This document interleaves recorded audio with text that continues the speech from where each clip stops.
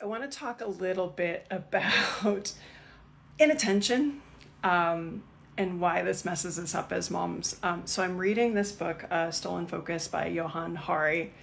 And I like to kind of read outside my realm sometimes. And basically, it's like, why do we all feel so unfocused? And I think moms can really relate to that, in that if you have a couple kids, you've got a million things you're keeping track of, from like childcare to activities to all these different things. And one of the things that he talks about is part of that inattention is this availability of information that, we used to have just information from the newspaper, that sort of thing. And now just like this massive abundance of information is everywhere. Obviously social media on our phones, like that kind of stuff too. And I realized at that point, there's kind of a crossover to one of the challenges we have in kind of navigating this as moms in our own kind of healthcare, navigating kid care, all that kind of stuff. And one of the challenges I see as a professional, trying to get good vetted information out to moms, to professionals, that kind of stuff too. So good news is we have a ton of information. The bad news is there's so freaking much information. And this is kind of how I feel too. Like literally, like I could spend all day like looking at research papers or, scrolling and being like, oh, what about this, da, da, da, whatever. Like I feel myself doing it. And I don't like how my brain feels. But as moms, if we're searching for information, good news is it's free. So we're here on social, tons of free information, which is great. For a lot of situations, like if you don't live close to a provider, or the provider or whatever care that you have isn't great. The amazing thing about social media is we've put a ton of information out there free for you.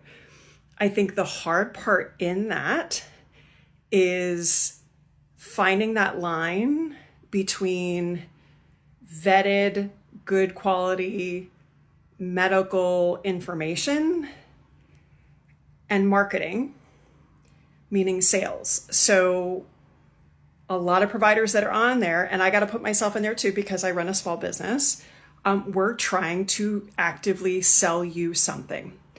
And if you talk about marketing principles, one of the first things that we're taught is we need to align with our consumers' pain points. And so I'll talk about an example that's just come up. I got blocked in another PT. Apparently there's a lot of us that are getting blocked by another pelvic floor physical therapist. I actually don't know her, but she was saying she could reverse prolapse. What we know medically is that is not true. You cannot anatomically reverse prolapse. I wish I could, don't get me wrong. That would be super awesome. I would start with myself. What we can do is impact symptoms. And so there's some nuance there. But one of the things that we're taught in marketing is find those pain points, find what people are searching for. So every time you Google reverse prolapse, that gets recorded. And then when people are trying to market to you, we're looking for most search terms. Okay, that comes up, reverse prolapse. Now, if I reflect that statement or that messaging back to you, you feel connected to me. You're like, oh, that's what I'm thinking. She's thinking that too. Maybe that's a thing. And so this is where it gets messy though. As a medical professional, I know that we can't reverse prolapse. If I'm trying to market and sell to you, I need to reflect back that messaging. And if I start using messaging like, yeah, I can reverse your prolapse, that reinforces the narrative that you can reverse prolapse, even though the science totally doesn't follow that, right? So I think there's ways to walk that line. And I have been very conscientious to try and do that, because if you put, and PTs were really bad at this, we get in the weeds on medical stuff. No one listens. I wouldn't listen. I need to be entertained. But can you use that pain point, that messaging to get somebody's attention, but then steer it to actually give them good, valuable, vetted information? And so I've actually use the reverse your prolapse messaging before on Mythbuster Monday. And I've been doing Mythbuster Mondays for probably like 5-6 years now, probably more, because time has no meaning. But what I'll do is I'll say reverse your prolapse. You see that, it resonates with you. You now look at the caption And then I educate you, hey, I know this is what you're searching for, but this is really what's going on. And then my attempt is to kind of lure you in and then educate you so that you feel empowered on what's actually going on, supported by, as much as we know evidence-wise, as much as I know from clinical experience, like part of my job is to kind of dispel some of those narratives that just aren't true, because it scares the crap out of people. Or if you're sold a promise that somebody's going to reverse your prolapse and it doesn't happen because it can't, then you feel like you totally got ripped off and PFPT is a scam.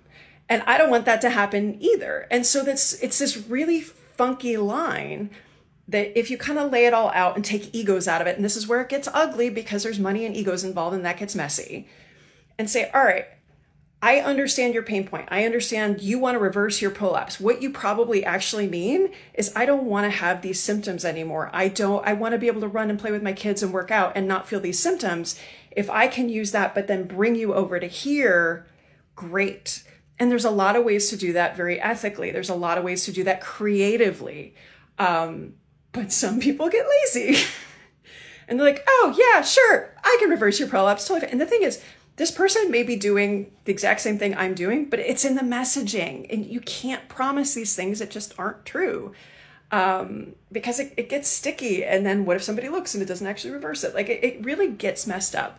And so to go full circle back to the book about kind of, this losing focus, we have so much information, and our profession has, I have so many more connections globally with really amazing providers, and have had some really cool conversations with people looking for help, and me being able to help them find local help. It's been a godsend. But with that double-edged sword is, how do you teach professionals and moms how to vet that information?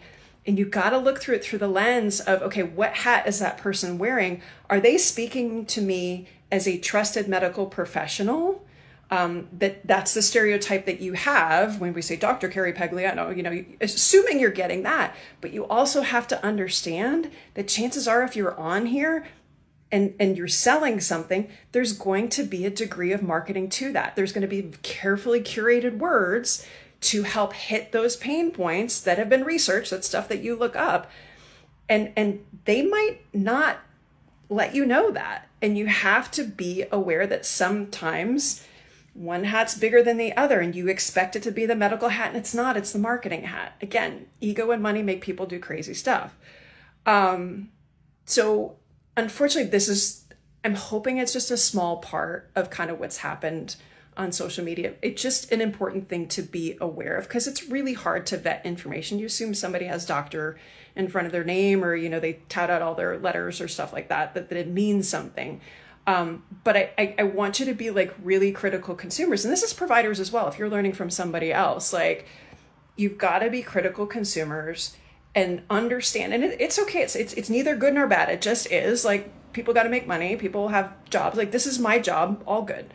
But you ideally, if you are a medical professional putting out information, please make sure that medical hat comes first and foremost always, because there are ways to still make a living, have a job, and still be very truthful and anchored in reality and evidence informed as much as possible, and not kind of feed on those narratives that just aren't factually true. So, I don't have the solution to finding focus. I'm working on it. Let me know what questions you have, but I would be really curious, if you've kind of caught yourself following somebody and you're especially if it's a medical professional, you're feeling a little dirty, little salesy here, or vice versa, somebody who's super salesy, and you're do they really have any medical background? Or people that are doing it really well, because there are. I think there's ways to do this and kind of keep up the integrity of our profession. But I would love to hear kind of what your experience has been with it, good or bad. Hop into my DMs. I would love to know. But yeah, it's double-edged sword.